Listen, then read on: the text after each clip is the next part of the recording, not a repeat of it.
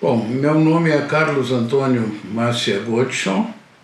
Eu nasci em Santa Maria, no Rio Grande do Sul, em 1939, filho de Carlos Gottschall e de Ceci Massia Gottschall. Tive uma infância feliz e logo que os meus pais se mudaram para Porto Alegre, eu ingressei no primário do Colégio Farroupilha. O Colégio Farroupilha marcou a minha vida, tanto em ensinamentos quanto em condutas de vida. Além disso, no colégio eu conheci a minha primeira namorada e minha mulher, minha esposa, até hoje, a Elizabeth. Temos 3 filhos e 7 netos. O meu gosto pela medicina começou nesse mesmo colégio, nas aulas de ciências naturais. Eu tinha um colega japonês, o Jorge Osanai, que também era muito interessado, e nós já começávamos nessa época a dissecar ratos para estudar anatomia. Entrei na Faculdade de Medicina em 1958, Faculdade de Medicina de Porto Alegre, em 1958, e já no segundo ano de medicina, encontrei a disciplina que contemplou a maioria das minhas aspirações, a fisiologia. A fisiologia, como dizia Auguste Comte, é a única ciência médica, o resto é consequência. Durante o curso de medicina, realizei tudo o que pude em termos de cursos paralelos, de aprendizados, de estágios, enfim, tudo o que me proporcionava a grande alegria de aprender. Me formei em 1963 e, devido à atuação no curso de medicina, eu tive a honra de receber o prêmio Brossard do Rio Grande do Sul, que era conferido aos alunos mais destacados de cada curso. Já em 1960, durante o curso de medicina, entrei como estagiário na enfermaria 29 da Santa Casa, serviço do professor Rubens Mário Garcia Maciel. Lá tive contato com 2 grandes amigos, 2 grandes professores, 2 grandes orientadores, Rubem Rodrigues e Mário Rigato, que eram assistentes do professor Maciel. Então, nessa época, já me despertou o gosto, mais do que gosto, paixão por uma tríade. O desafio de atender pacientes, o desafio de fazer diagnósticos e o desafio de elaborá-los dentro de uma visão fisiopatológica. Isso tem me acompanhado por toda a vida. Em 1964, entrei na residência médica desse mesmo serviço, 64 e 65, e sob orientação do Mário Rigato, na época, eu realizei o maior número de trabalhos científicos apresentados em congressos e publicados em revistas médicas indexadas, revelando uma tendência, um gosto muito grande pela pesquisa. Como médico, segui então 4 vertentes consequentes a esse direcionamento já na faculdade. O atendimento de pacientes, o gosto pelo ensino e a pesquisa, o associativismo médico e a vontade e a concretude de transferir esses ensinamentos e essa experiência para a comunidade leiga. Isso tem me acompanhado até hoje. Logo a seguir, em 1966, eu fiz concurso público do Estado do Rio Grande do Sul para médico e fui lotado no Instituto de Cardiologia por escolha, tendo obtido o primeiro lugar entre 159 candidatos. No Instituto de Cardiologia, além da parte clínica, eu me dirigi preferencialmente para a hemodinâmica, cateterismo cardíaco, sempre dentro daquela senda diagnóstica e fisiopatológica. Mais tarde, a cardiologia se tornou intervencionista e nesse cenário também tive uma inserção bastante significativa. Em 1978, ganhei uma bolsa de pós-doutorado do CNPq para a Escócia e a Inglaterra, onde desenvolvi também estudos cardiopulmonares e em cardiopatia isquêmica, na Escócia sob a preceptoria do professor Michael Sadlow e em Londres do professor Lawson MacDonald. Esse foi um estágio muito proveitoso e um contato que tive com a medicina do exterior. Em 1980, regressando ao Brasil e já praticando hemodinâmica e já presidente do Departamento de Hemodinâmica e Angiocardiografia da Sociedade Brasileira de Cardiologia, eu organizei o 5º Congresso da Sociedade Brasileira de Cardiologia na área de hemodinâmica, tendo como convidado especial o professor Richard Miller, dos Estados Unidos, da Universidade da Califórnia. Naquela época, o Miller foi um dos introdutores da angioplastia coronariana no mundo, tendo sido a principal figura nos Estados Unidos, já que a angioplastia surgiu na Suíça com Andreas Grundzig. Grundzig e Miller eram muito ligados e eu tive a felicidade de conviver com ambos. Organizei esse congresso aqui no Rio Grande do Sul, de angiocardiografia, e o Miller, como eu já disse, foi a figura principal, tendo apresentado, na época, uma fantástica experiência de 140 casos por balão. Isso foi bem nos primórdios. Depois, eu fiz um estágio com o Miller na Califórnia, trouxe a técnica para o Rio Grande do Sul e realizei aqui em 1982 a primeira angioplastia coronariana neste estado.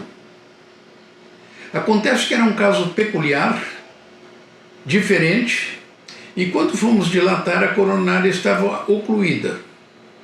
Sem saber bem o que fazer, porque era uma situação inédita,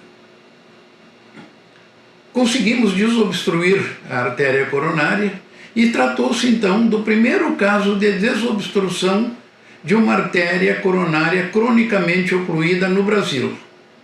E foi o segundo caso do mundo, porque só um havia sido reportado anteriormente. A hemodinâmica e a cardiologia intervencionista desenvolveram-se principalmente a partir dessas vertentes.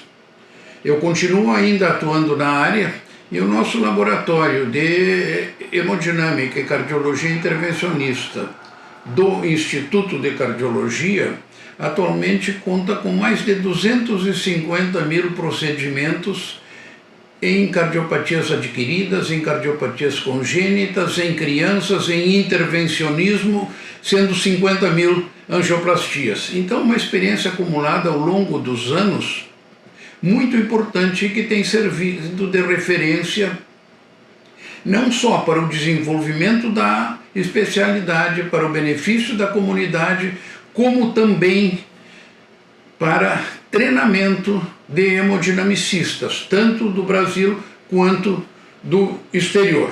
Concomitantemente a essas atividades, temos desenvolvido muitas pesquisas na área cardiopulmonar, na área de cardiopatia isquêmica, na área de intervencionismo. E, como consequência, tenho sido também consultor da FAPERGS, do CNPq, participado em editorias de revistas nacionais e internacionais e uma produção grande de trabalhos em congressos e em publicações. Entre as publicações sob forma de resumos, de artigos originais, de teses, de capítulos de livros, eu já conto com mais de 1000 originais. O Laboratório de Hemodinâmica e Cardiologia Intervencionista, como eu já disse, continua muito ativo e nutrindo grande parte dessas atividades. Quanto a livros uniautorais, eu tenho editado 8 livros uniautorais. O primeiro deles foi Função Cardíaca da Normalidade à Insuficiência.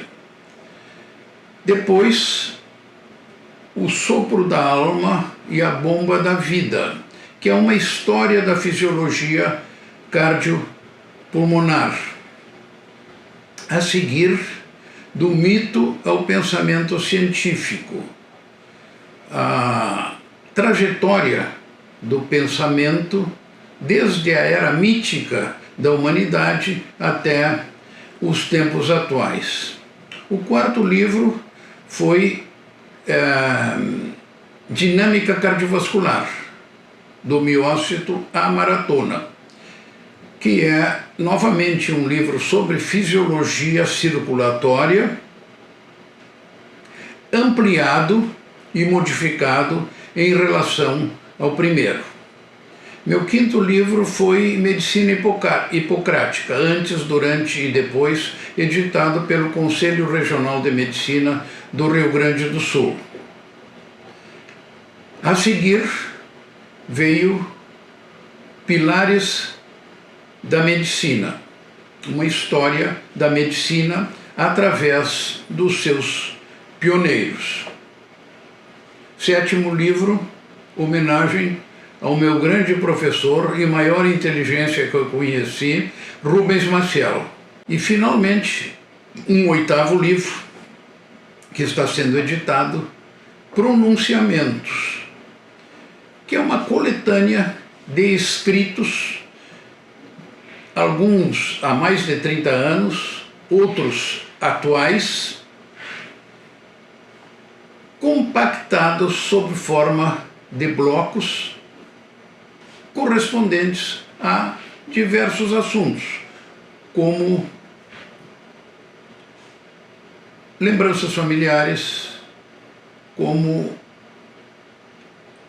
história textos históricos, filosóficos, pronunciamentos feitos em